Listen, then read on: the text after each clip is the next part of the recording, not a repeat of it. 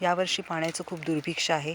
बोरवेलचं पाणी खूप कमी झालं आहे. योगेश, अभिजित सुर्वे आणि विनू हे बोरवेलमध्ये किती पाणी आहे याचा अंदाज घेत आहे.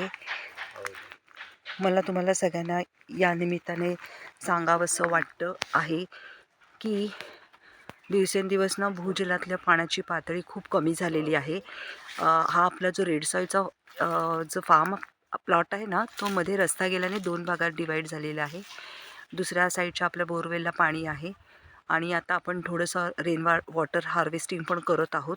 म्हणजे आपण बोर चार्जर केलेलं आहे. पुण्याची माणसं येऊन त्यांनी बोर चार्जर करून गेलेलं आहे. आपण शेततळं पण खोदलेलं आहे आणि दुसरं म्हणजे आपण पन्हाळ्याचं पाणीसुद्धा ना पाईप अशा प्रकारे बनवले आहेत की ते पन्हाळ्यातलं पाणी पावसाचं जमिनीत वाया न जाता बोरवेलला जाईल. तर माझी तुम्हाला सर्वांना हीच विनंती आहे.